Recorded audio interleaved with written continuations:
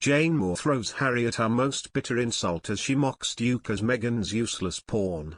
Harry desperately trying to find purpose claims Jane Moore amid Meghan Support Act claim. Prince Harry's role has been called into question after Loose Women presenter Jane Moore reacted to the claim the Duke of Sussex is now only seen as Meghan Markle's support act. Meghan Markle, 40, and Prince Harry, 37, were recently seen together in New York attending the Global Citizen live concert in Central Park and later visiting a school in Harlem. The Duke and Duchess of Sussex were pictured on the cover Time magazine's yearly 100 most influential people in the world. Their husband and wife were praised for their activism. An accompanying photograph showed Meghan, dressed in an all-white outfit, in front of Harry, who was wearing a dark brown shirt as he leant on his wife's arm. Loose Women panel member Jane Moore, 59, has now addressed the criticism the royal couple has received online in her latest column. The ITV star suggested that people had likened the cover to a cheesy promotional shot, with Harry as his wife's support act. Jane has since called the assumption into question and claimed that Harry is still trying to find purpose, since stepping down from his senior royal duties. She wrote in her column to The Sun, the Time magazine cover shot of Prince Harry standing behind wife Meghan has been likened to one of those cheesy promos for a hairdresser posing with his celebrity client.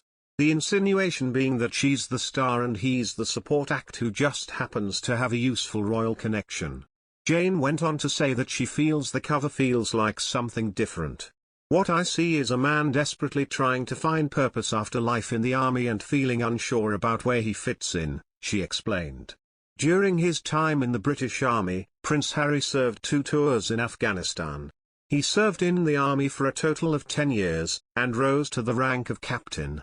The Loose Women panelist suggested that Harry comes alive when he is socializing with current and former military veterans.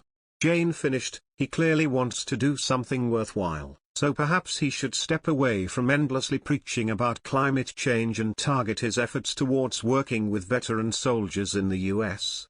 He'd doubtless enjoy it more and wouldn't get branded a hypocrite for flying private. Back in August, Prince Harry reached out to military veterans following the news that the Taliban had taken control of Afghanistan, as the United States withdrew from the region.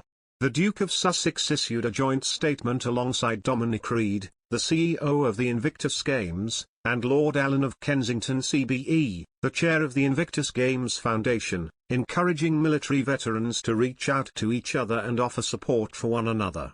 What's happening in Afghanistan resonates across the international Invictus community, the statement read, which was shared on Twitter. Many of the participating nations and competitors in the Invictus Games family are bound by a shared experience of serving in Afghanistan over the past 2 decades, and for several years, we have competed alongside Invictus Games Team Afghanistan.